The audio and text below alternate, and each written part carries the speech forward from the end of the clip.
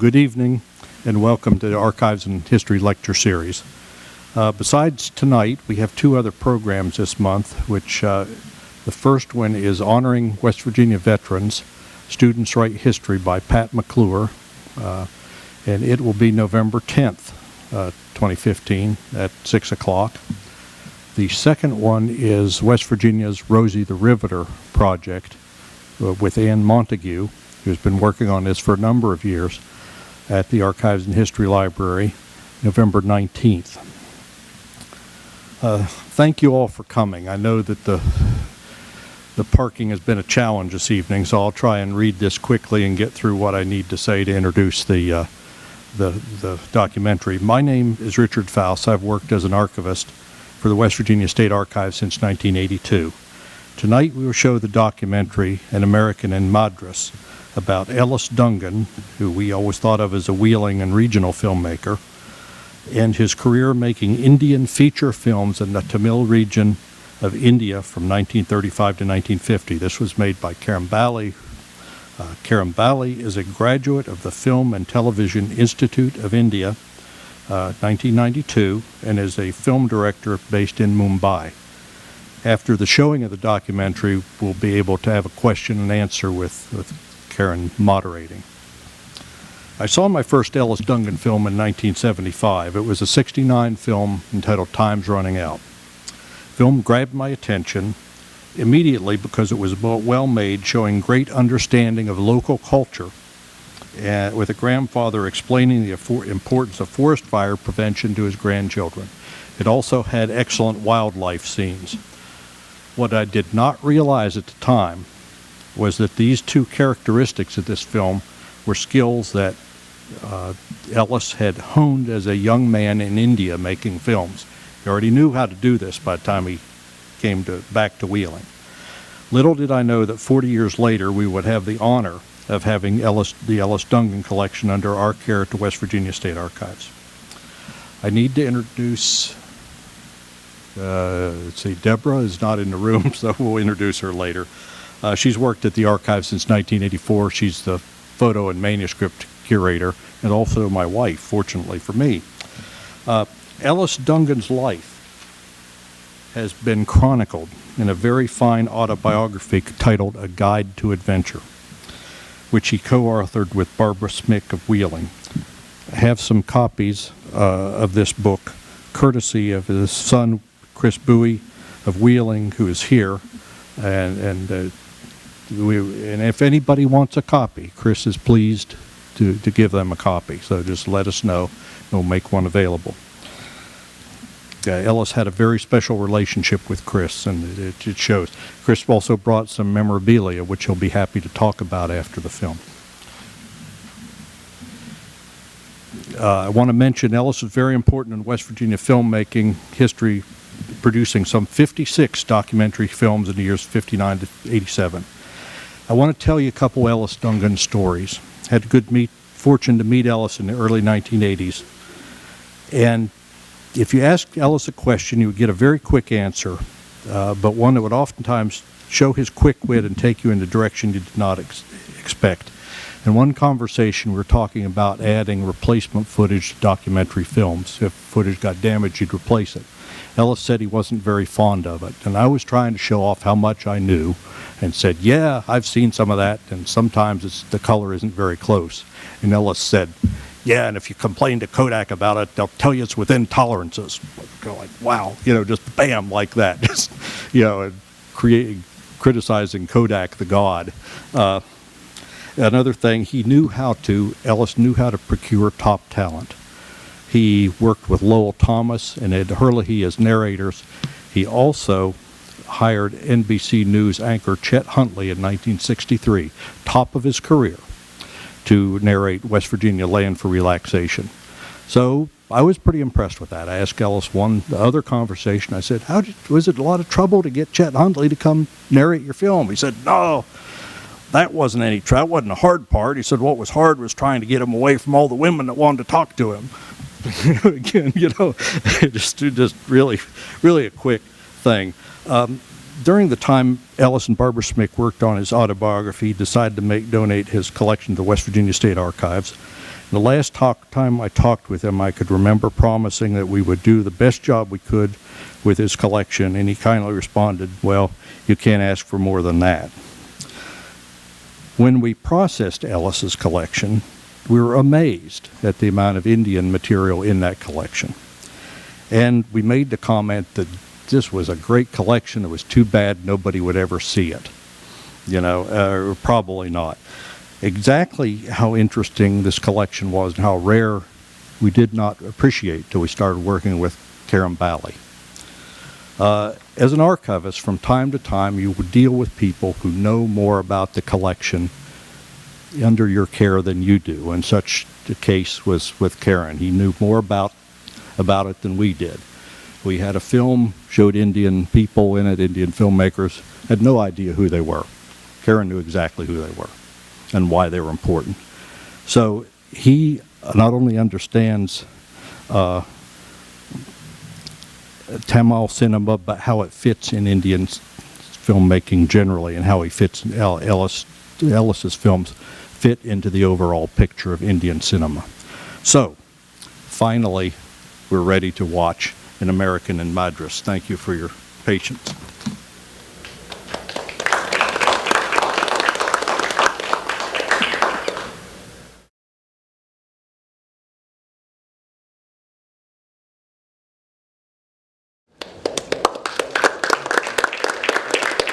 Firstly, I think thank you all for coming.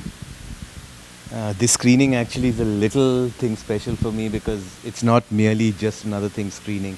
With all the material that we got from the West Virginia, State Archives, I think it's one of the few screenings where outside maybe me or my producer, we can actually say that it is also someone else's film and it's their screening over there. So that kind of makes it extra thing special. Apart from that, yes, it's open. You can ask me whatever you want on the film.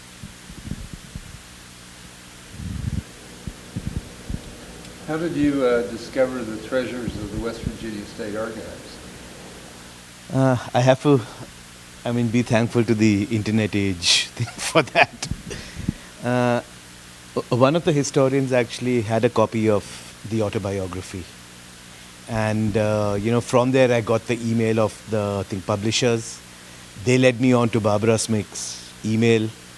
She led me on to the West Virginia State Archives, that the photographs and the entire collection is there. Because in India, all I had from the National Film Archives was the film clips, a few photos here and there. I was fortunate that M.S. Subbalakshmi's family had a few photographs, and Modern Theatres had a few photographs, like all the stills that you see from the jungle. They essentially came from Modern Theatres, over there. But largely everything else, including the live footage of, Ellis on the sets of his first 3 films, because those films don't exist in India anymore. So that is the closest that, we have an idea as to what those films might have looked like, or what were the kind of scenes. Like in the first one, we understand it had elements of a courtroom drama. There's a courtroom scene over there. And I also think it is the earliest footage of a making of films in India, because I don't recall any of the other bigger studios that were in India at that point of time in the 1930s that actually recorded the making of their films. So I think it's the earliest footage that we actually have in India of a director on the sets and actually filming taking place in that time. But yeah, really it was the internet age that led me on. And even here, the entire material was, between correspondence, between, Richard and me. It was all through emails. We only met when we had the screening in Wheeling, last year. And otherwise the entire thing was done over the mail. Every day I would get about 5 emails with about 5 or 6, high resolution photographs scanned. And then, of course, I learned that when November comes, then I'm told, okay, now it's Thanksgiving, then it's Christmas. Now we'll get in touch with you in January. So, no, take a break, work on this. We'll get back to you in January. Yeah. Is there a copy that would be on file here? I know some Indian friends that probably would love to see this. Yeah, the West Virginia. I've left, I think, copies with them because naturally they've given me all the material. There had to be a copy of the film here, so of course, yes, yeah, it's here. Yeah. He said that the films don't survive in their entirety in India. India is not very good in archiving. And even the film producers never saw the importance of preserving their films. They felt once they had their run and they made their money, it's over and done with. And often, because old film had things silver in it, many of the producers actually sold off their films for the silver to be extracted from it.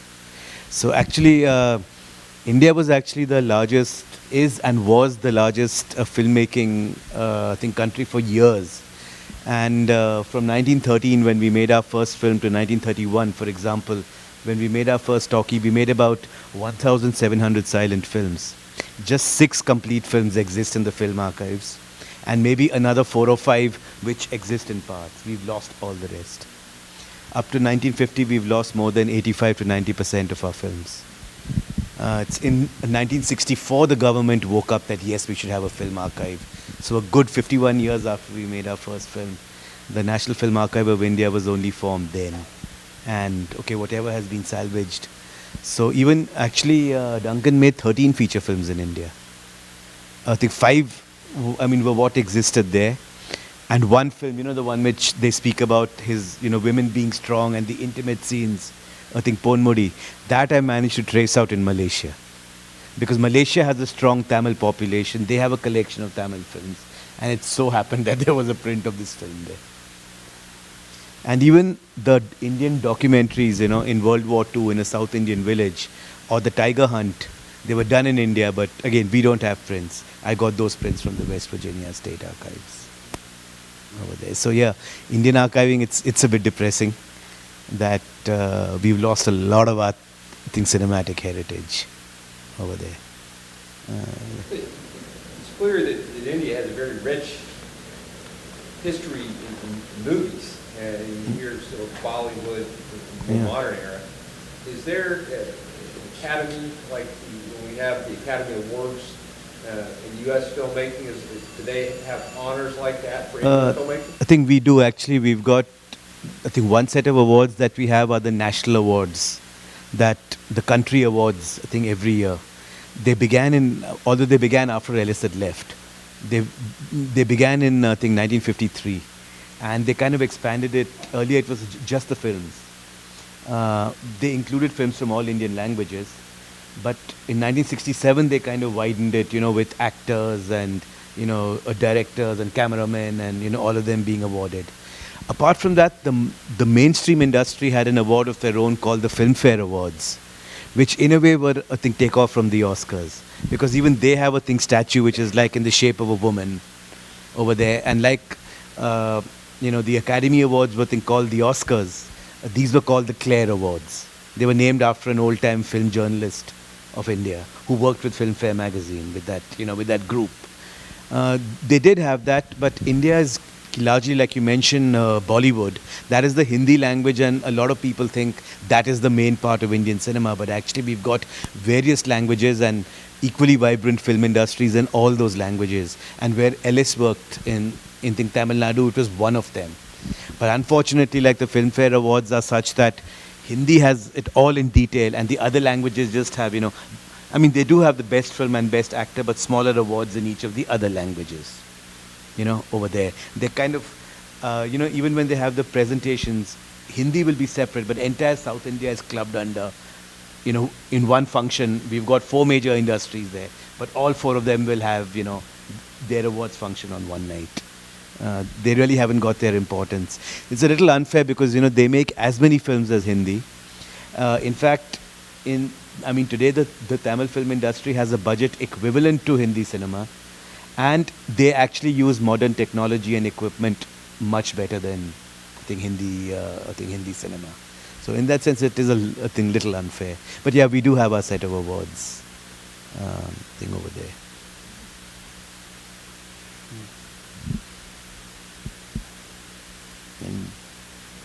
Was there any big change in the filming and things whenever the independence came about from Great Britain? Well, on one level with the censor board of India, we actually went a little backward. The censor board was a little more strict on morality and thing. We've had the kissing scenes in Indian cinema in the 1930s, but from 1947, really, it was not a thought decent to show the kissing or intimacy. Even that scene that Ellis did, he ultimately had to do it without the kiss. But there, I think, as a filmmaker, it's an absolutely amazing sequence because, barring that insert of the man's earring falling, the entire thing has been choreographed in one shot. The camera slightly tracks in once they enter, and as the hero heroine get closer, there's another further slow track in. And again, the whole timing and choreography where the camera goes down with the hands, and then when she goes to the door, you've already started tracking back, so that when she turns, you've got the space thing over there. But yes, we did get, I think, a little more orthodox and a little more strict. And it's only today that now we do show intimacy, we do show kissing. They finally move with the times. Otherwise, Indian cinema would often use, symbols like maybe two lovebirds or two flowers. They would, kind of make them, meet together. So to say, to suggest, intimacy. Like, kissing and sex was not shown.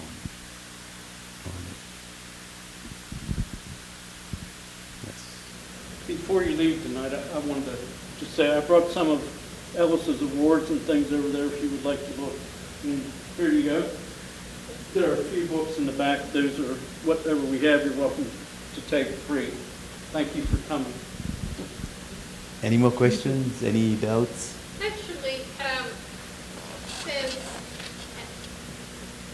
I know that obviously for the documentary, there are people who remembered him, his career in India.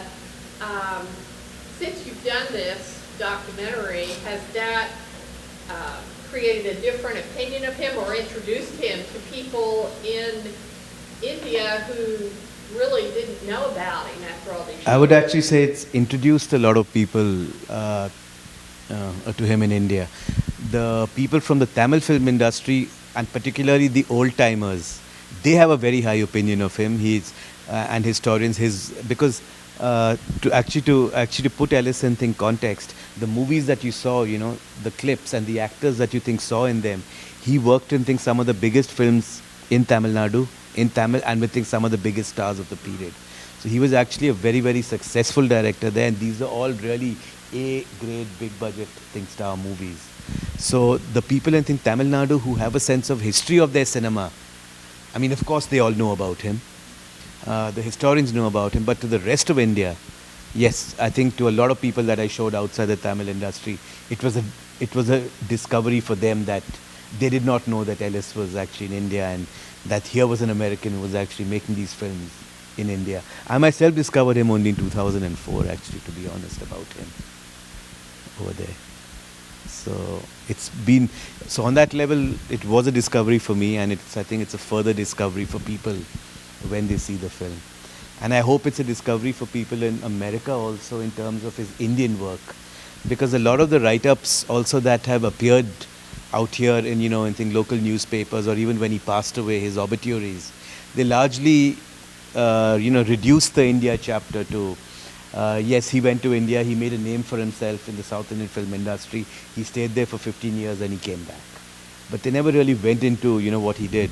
And I think somewhere that he did a lot of work in documentaries and all that when he came back to West Virginia. But as a movie maker, if you look at it, I think that it was still somewhat a little state of anonymity as compared to what he achieved in India. In India, in the Tamil film industry, he was a big filmmaker. And it's also, I think, quite sad that after India, he did not really make a feature film again. His India chapter is really where he made all his feature films. And films like Meera, films like Shakuntala are regarded as classics of Indian cinema even today.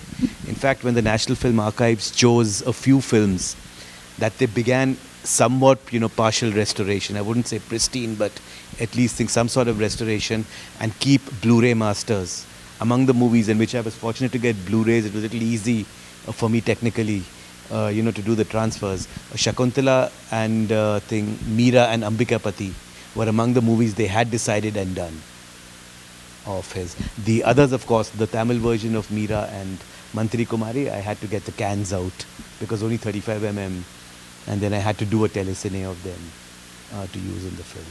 But otherwise, 3 of those movies, among the few movies that they chose, they had chosen that, that yes, we will work on restoring these films. So they were, they are regarded as important films in Indian cinema history. He is an important filmmaker. I think the one thing I'm really happy with after having made this film is that I think I've been able to give a pioneer of Indian cinema his due. And that is what I think I have achieved the most, if you ask me, with this film. Thank you. Oh, thank you. It's a beautifully made documentary. Thank you. What a hard work. That any sort of film that you make, filmmaking is hard work. It's a part of it, and I think it's the most enjoyable part of it. The thing that strikes me is the international context of filmmaking here, instead of the influences. I mean, he learned his trade in Paris, right? Initially, and he actually learned filmmaking at USC because he was in the first batch of students when they began filmmaking. And I had initially read that, they had, people like Douglas Fairbanks Sr. as guest lectures. And then the photographs I got actually in that addressing the class is Douglas Fairbanks, Senior out there who's with them. And of course, the other photo, it is of Ellis from USC with a beer bottle in hand. That is something I could identify with because the minute our classes got over, we were postgraduate students in my film school and we would get our booze and we would kind of, start drinking, so to say. So, that was a photograph I had to use because I also kind of identified with it from my, film school days over there. But a lot of it, even the kind of clips that one kind of chose, compared to how theatrical Indian films were, Ellis had a very strong visual sense. And he really, at times, of course, I've not gone into explaining every clip because sometimes I feel I hope they, stand out at least by themselves because they are so strong. For example, in Meera, it was a very big thing in the 1940s to use a song to show that young girl has now, grown up into a woman. It was, and as even Hariharan speaks about his mobility of camera, we see a lot. There are so many beautiful tracking shots in his shot takings. Even in Meera, in that first dance with Lord Krishna, I think it begins with that beautiful slow track. And the camera movements I thought were very, very well thought out in terms of when we see the clips over there. And I'll be honest, I really decided to make the film after seeing his films because initially I didn't want it to be caught just that the fact that it was an American and he was making films in India. It's when I found that there was a lot more in these films. There was a cinematic language that spilled to other Indian filmmakers. There were filmmakers who were influenced by him in Tamil Nadu, but like Theodore said, again, unfortunately, a lot of people came from drama, and someone like Karunanidhi, whom we mentioned as a writer, they began to focus on dialogue, so the films they went back to being more theatrical. And just a small point here, Hariharan mentions, after one of those sequences that is the first time that you see a DMK manifesto. Because that I think people from India would understand. But just to put it very briefly, what happened that I think Tamil Nadu was the first state that kind of understood that cinema could be used politically as a tool. So, and they worked towards creating within India a very strong and separate Tamil identity. Like Hariharan says, a nation within a state. So, and I actually wondered what happened in that movie Ponmudi because it was a very simple love story. And then suddenly when the hero is kidnapped, the whole dialogue of that woman is, a Tamil has been kidnapped, we Tamils have to go and save, and what the hell happened there? And then when, I found out, yes, I think Karunanidhi wrote those scenes because it was a propagation of the DMK party's ideology, which then we see in that that monologue in court, where that young man argues his case, where he actually tells the royal priest that, you are the villain, because the DMK also were atheists and they did not believe in God, and for them, many of them, priests and the agents of God were actually the villains in their films.